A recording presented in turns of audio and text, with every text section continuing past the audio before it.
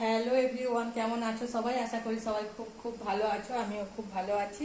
রুম্পা লাইফস্টাইলে সবাইকে স্বাগত জানাই। তো ভাবছো তো আমি রেডি হয়ে কোথায় যাচ্ছি? তো রেডি হয়ে একটু যাব যাকে নিয়ে ডাক্তারের কাছে। তো কোথায়, কেন, সব কিছু এসে তারপরে বলবো। তো চলো আমরা ঘুরে আসি। তো এখন আমরা বেরিয়ে যাচ্ছি মেদিনীপুর ডাক্তারের কাছে।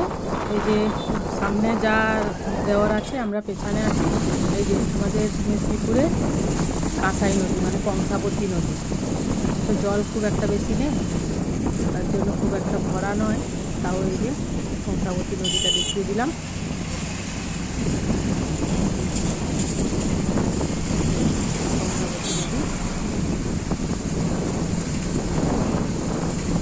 বৃষ্টি না হওয়ার জন্য কংসাবতী নদীতে খুব একটা বেশি জল নেই। তো এই বর্ষাকালে বৃষ্টি হলেই কংসাবতী নদী পুরো জলে একবারে ভরে যাবে। এখন আমরা ডাক্তারের কাছে এসে এই যে লাইনে দাঁড়িয়ে পড়েছি। আমি আর আমার যা দুজনে লাইনে আছি, আর ওরা দু ভাই বাইরে আছে।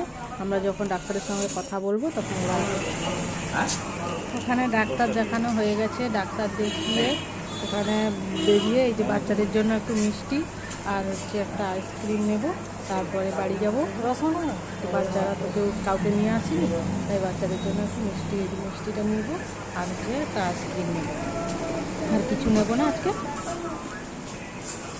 এটা হচ্ছে খড়গপুরের মিষ্টি দোকান, যেটা আমাদের খুব ফেভারিট দোকান। এই দোকানেই আমরা প্রায় সবসময় মিষ্টি নিয়ে থাকি। এই যে আইসক্রিম আছে, অনেক ধরনের যে আইসক্রিম আছে, কোনটা নেব ওইটা নিয়েই আমরা ভাবছিলাম এটা নেব না ওটা নেব, কোনটা নেব, তাই দুজনে মিলে চিন্তা ভাবনা করছিলাম।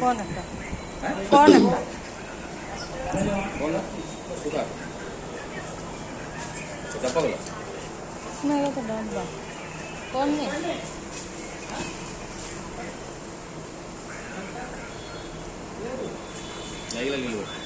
না এটা কত দাদা? বড় বড় কোনটা? বড়টা ম্যাঙ্গো না ভ্যানিলা? কোনটা ম্যাঙ্গোটা ভালো হবে না? তো ম্যাঙ্গোটার দাম 180 দে দাও একটা তো নেই 80 টাকা 250 মিষ্টি আর ক্যারি ব্যাগে দিবেন।